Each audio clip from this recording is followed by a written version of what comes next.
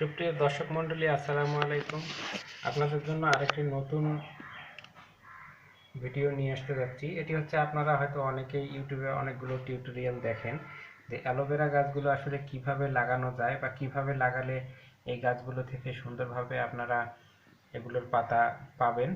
তো এর জন্য আপনাদেরকে এখন দেখাবো যে আমি এখানে কিভাবে কয়েকটি অ্যালোভেরা গাছ সুন্দরভাবে লাগিয়েছি। তো পদ্ধতিটি যদি আপনাদের ভালো লাগে বা এটি নতুন পদ্ধতি, তাহলে অবশ্যই আমাদের ভিডিওতে লাইক, কমেন্ট, শেয়ার করবেন। আর আমাদের চ্যানেলটি কিন্তু সাবস্ক্রাইব করতে ভুলবেন না। তো দর্শক মণ্ডলী, আপনারা দেখতে পাচ্ছেন যে আমরা অ্যালোভেরা গাছটি লাগিয়েছি একটি টবের মাধ্যমে। অর্থাৎ আপনারা দেখতে পাচ্ছেন আমরা একটি টবে লাগিয়েছি। তো এটি হচ্ছে আমাদের বারান্দার পাশে বাথরুমে একটি জায়গা। তো এমন জায়গা আপনারা নির্বাচন করবেন যে জায়গায় পর্যাপ্ত পরিমাণে আলো পাবে।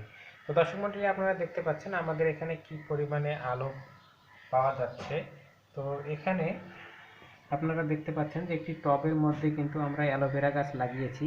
আর এর আগে একটি গাছের শিকড় থেকে আমরা কিছুটা অংশ কেটে নিয়েছিলাম। অর্থাৎ গাছটি থেকে যখন আপনারা পাতাগুলো ঝরিয়ে নেন, তখন কিন্তু এই গাছের গোড়ায় এইরকম একটু কাণ্ড থাকে আর কি। এই কাণ্ডটা যখন বেশি বড় হয়ে যায়, তখন পাতাগুলো কিন্তু হেলে পড়ে।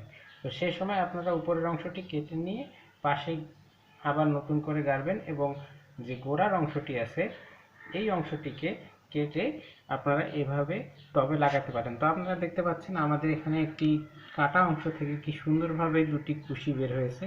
এখানেও একটি নতুন চারা গাছ, এখানেও একটি নতুন চারা গাছ। এটি কিন্তু সম্পূর্ণ এই কাণ্ড থেকে বের হয়েছে, আপনারা দেখতে পাচ্ছেন। তো শুরুতে আমরা এটির মধ্যে কিন্তু পাথর দিয়েছিলাম। তো পাথরের যখন দেখলাম যে অনেকগুলো ছোট ছোট চারা গাছ বের হচ্ছে, তখন আমরা পাথরগুলো সরিয়ে দিয়ে সুন্দরভাবে মাটি ছড়িয়ে দিয়েছি। আরেকটি জিনিস খেয়াল করবেন, অ্যালোভেরা গাছের গোড়ায় যাতে পানি না জমে। তো আমরা শুরুর দিকে যে পটগুলোর নিচে ছিদ্র নেই সেগুলোতে দিয়েছিলাম। সেগুলোতে দেওয়ার পরে দেখা যায় গাছগুলো গোড়া থেকে নিচের অংশটা পচে যায়, উপরের অংশটা আলাদা হয়ে যায়।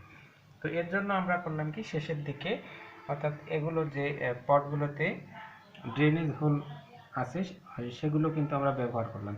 আপনারা দেখতে পাচ্ছেন আমার এই পটটিতে কিন্তু 3টি ড্রেনেজ হোল আছে। তো এই 3টি ড্রেনেজ হোল, এগুলো দিয়ে কিন্তু আসলে বালু বের হয়ে যায়। তো এর জন্য আমরা করেছি কি, এখানে তুলা দিয়ে এই জায়গাটির মধ্যে তুলা ঢুকিয়ে দিয়েছি 3 দিকে। একটু বড় করে তুলার যদি আপনারা এখানে দলা পাকিয়ে ভিতরের দিকে ঢুকিয়ে দেন, অথবা যখন আপনারা টবটি বসাবেন তখন ভিতরের দিকে এই জায়গাটিতে একটি কাপড় দিয়ে দিতে পারেন, অর্থাৎ পাতলা কোনো ন্যাকড়া দিয়ে দিবেন, অর্থাৎ যেখানে বালুগুলো আটকে যাবে। তো আপনারা এর মধ্যে দেখেছেন ইউটিউবে অনেকগুলো অ্যালোভেরা সংক্রান্ত টিপস। তো আপনাদেরকে এটি দেখালাম যে আমাদের সরাসরি চারা গাছগুলো হয়েছে এবং গাছগুলো নতুন করে হচ্ছে। আর যে গাছের অর্থাৎ যে পটটিতে আপনারা অ্যালোভেরা গাছ গাড়বেন, সেখানে যদি নিচে শিকড়ের অংশ পচে গিয়ে উপরের অংশটি ভালো থাকে, তো সেই অংশটিতে আপনারা 2-3টি পাতা সেখান থেকে ছিঁড়ে ফেলে নিচের অংশটি আবার নতুন করে গাড়বেন।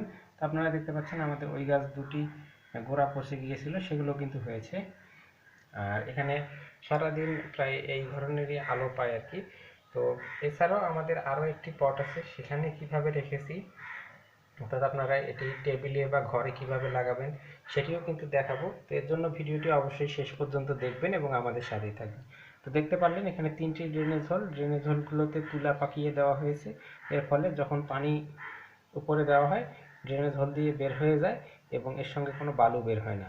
যদি বেশি বালু বের হয়, তখন আপনারা বেশি করে তুলা পাকিয়ে এই ড্রেনেজ হোলগুলো বন্ধ করে দিবেন। তো আশা করা যায় এভাবে 30 দিনে বা 1.5 মাসে আপনারা কিন্তু এই ধরনের চারা কিন্তু পাবেন। তো এর জন্য অবশ্যই এই ধরনের একটি পরিবেশে অ্যালোভেরাকে রাখবেন। এটি কিন্তু অত্যাধিক রোদেও কিন্তু নষ্ট হয়ে যায়। তো এর জন্য আপনারা দেখবেন যে স্থানে হালকা রোদ পায় সেই স্থানে কিন্তু রাখার চেষ্টা করবেন।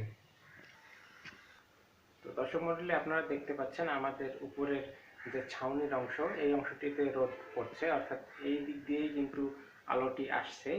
এই টিনগুলো, অর্থাৎ যেগুলো লাইটিং টিন ব্যবহার করা হয়, তো দেখতে পাচ্ছেন এখানে লাইটিং টিনের ফাঁক দিয়ে কি পরিমাণে আলো আসছে।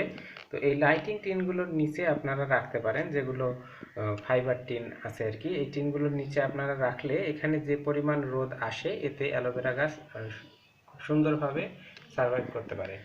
আর অ্যালোভেরা গাছে খুব কম পরিমাণে পানি দিবেন, হয়তো 3 দিন পর পর একটু পানি দিতে পারেন অথবা পানি স্প্রে করে দিতে পারেন। গোড়ায় যদি বেশি পানি জমে থাকে সেক্ষেত্রে কিন্তু গাছটি নষ্ট হয়ে যায়। আর গাছের গায়ে যদি এই ধরনের কালো কালো দাগ দেখা যায় তখন আপনারা যে খাবার চুন আছে সেই খাবার চুনগুলো কিন্তু এর গায়ে দিয়ে দিতে পারেন। এটা আমরা অনেকগুলো ইউটিউবের কিছু ভিডিও দেখেছি, সেখান থেকেও আমরা কিছু প্রয়োগ করেছি এবং আমাদের কিছু নতুন পদ্ধতিও এখানে প্রয়োগ করা আছে। তো আপনাদের এই ভিডিও থেকে যদি অনেক কিছু শিখতে পারেন তাহলে অবশ্যই আমাদের ভিডিওটি লাইক করবেন। তো এখন আপনাদেরকে দেখাবো এই অ্যালোভেরা গাছটি আমরা টেবিলের উপরে কিভাবে লাগিয়েছি। তো দর্শক মণ্ডলী, আপনারা এতক্ষণ দেখলেন আমরা বাথরুমের পাশে অথবা বারান্দায় যে স্থানে হালকা রোদ পড়ে সেই স্থানে কিভাবে অ্যালোভেরা চারাগুলো লাগাবো। তো আপনারা দেখতে পাচ্ছেন, আপনারা যদি আপনাদের ডাইনিং টেবিলে বা ঘরের কোনো টেবিলে এটিকে রাখতে চান তাহলে কিভাবে এটি রাখবেন, তো এই ভিডিওতে আপনাদেরকে কিন্তু সে জিনিসটিও দেখাবো। তো আপনারা দেখতে পাচ্ছেন এক্ষেত্রে আপনাদেরকে আলাদা করে কোনো টব কেনার প্রয়োজন নেই। তো দেখতেই পাচ্ছেন যে আমরা এখানে আলাদা করে কোনো টব ব্যবহার করিনি বা কিনিনি। তো আমরা এটা টেবিলের উপরে রেখেছিলাম, আপনাদের দেখার সুবিধার জন্য এটি নিচে নামিয়ে নিলাম। তো আপনাদেরকে মূলত দেখাবো যে অ্যালোভেরার গাছটি কিভাবে রাখবেন। তো আমাদের এই অ্যালোভেরার গাছ এখানে কিন্তু 4-5টি গাছ লাগানো হয়েছিল। তো শুরুর দিকে আমরা যে কাজটি করেছিলাম, আমরা কিন্তু এটির মধ্যে কোনো ড্রেনেজ হোল দেইনি। তো ড্রেনেজ হোল না দেওয়ার ফলে যে সমস্যাটি হয়েছিল সেটি হচ্ছে যে আমাদের গাছগুলোর এই গোড়া থেকে নিচের অংশটি পচে গিয়েছিল। তো এর জন্য পরবর্তীতে যে পচা অংশটি বাদ দিয়ে আমরা উপরের অংশটি ওই বাহিরের টবে নিয়ে গিয়ে লাগিয়েছি। তো সেখানে দেখলাম যে গাছটি ভালোই থাকে। আর এর পরবর্তীতে আমরা করলাম কি, এখানে 4টি ড্রেনেজ হোল করে দিয়েছি নিচে। তো দেওয়ার পরে আমরা এখানে যখন 1 মগ পরিমাণে পানি দেই বা হাফ মগ পরিমাণে বা 1 গ্লাস পরিমাণে যদি পানি দেওয়া হয় সেই পানিটি কিন্তু ধীরে ধীরে এই নিচের পটে জমা হয়। আর পানি খুবই কম পরিমাণে দিবেন। সবসময় দেখবেন এই ধরনের ঝরঝরে মাটি বা একটু শুকনো টাইপের মাটি যদি এই অ্যালোভেরার গোড়ায় থাকে তাহলে কিন্তু গাছটি ভালো থাকে। তো এর জন্য আমরা পরবর্তীতে এই ড্রেনেজ হোল করে দেওয়ার পরে এখানে উপরে আর পানি জমছে না। তো আশা করা যাচ্ছে এই গাছটি ভালো আছে বা এটি ভালোভাবেই ছোট ছোট চারা দিবে। তো আপনারা দেখতে পাচ্ছেন গাছের গায়ে ছোট ছোট কালো দাগ হয়েছিল, এর জন্য আমরা খাবার চুন একটি কাঠিতে করে গাছের গায়ে লাগিয়ে দিয়েছি। এক্ষেত্রে কিন্তু অনেকটা ভালো হয়ে গেছে, আর নতুন পাতাতেও কিন্তু এটি দেখা যাচ্ছে না। তো যাই হোক, আমরা পরবর্তীতে কিভাবে এটি লাগালাম সেটি আপনাদেরকে এখন দেখাবো। তো দেখতে পাচ্ছেন এখান থেকে আমরা বাগান থেকে ঝরঝরে সুন্দর দোআঁশ মাটি যেগুলো আর কি, এই মাটি এখানে দিয়ে দিয়েছি।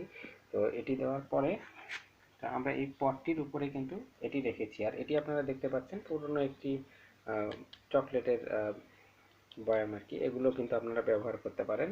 তো এক্ষেত্রে আলাদা করে কোনো টব কেনার প্রয়োজন নেই। আর 2-1টি পাতা যেটি আপনাদের প্রয়োজন আপনারা কিন্তু এখান থেকে পেয়ে যাবেন।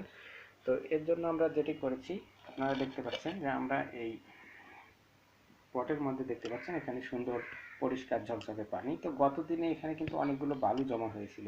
তো এই বালু যাতে না জমে এর জন্য, বা এই পট থেকে যাতে বালুগুলো বের হয়ে না যায় এর জন্য যে কাজটি করবেন সেটি হচ্ছে, আপনাদের এখানে যে ড্রেনেজ হোলগুলো করবেন 4টি বা 5টি, সেই প্রতিটি ড্রেনেজ হোলে তুলো, অর্থাৎ যেগুলো তুলা আছে সেই তুলাগুলোকে দলা পাকিয়ে ভিতরে আপনারা একটি পেরেকের সাহায্যে ঢুকিয়ে দিবেন। তো যখন সেই তুলোগুলো এই ড্রেনেজ হোলের কাছে থাকবে তখন কিন্তু বালুগুলো আর বের হবে না, যদি আপনারা পুরোনো পটে করেন। আর নতুন পটে যখন তৈরি করবেন অবশ্যই ড্রেনেজ হোলের উপরে তুলো দিয়ে বা কাপড় দিয়ে কিন্তু আপনারা নতুন করে মাটি ভর্তি করবেন। আর সবসময় ঝরঝরে মাটি রাখার চেষ্টা করবেন, 2-3 দিনে পানি দিবেন। আর আমরা আরেকটি কাজ করেছি যেটি হয়তো আপনারা দেখতে পাচ্ছেন, এই যে আমাদের মাঝখানে যে ড্রেনেজ হোলটি ছিল সেটির সঙ্গে একটি দড়ি লাগিয়ে দিয়েছি। আসলে এটি কাজ করবে কিনা বুঝতে পারছি না, তবে এটি আমরা ইউটিউবের অন্যান্য কিছু টিউটোরিয়াল ভিডিও দেখে এই বুদ্ধিটিও পেয়েছি যে একটি দড়ি বা পাটের দড়ি সেটি যদি ওই ড্রেনেজ জলের সঙ্গে লাগানো থাকে, মাটিগুলো যদি বেশি শুকিয়ে যায়, সেক্ষেত্রে পানি নিচ থেকে টেনে কিন্তু উপরে চলে আসবে, অর্থাৎ নিচের মাটি কিছুটা পরিমাণে আর্দ্র থাকবে বা কিছুটা ভিজে থাকবে।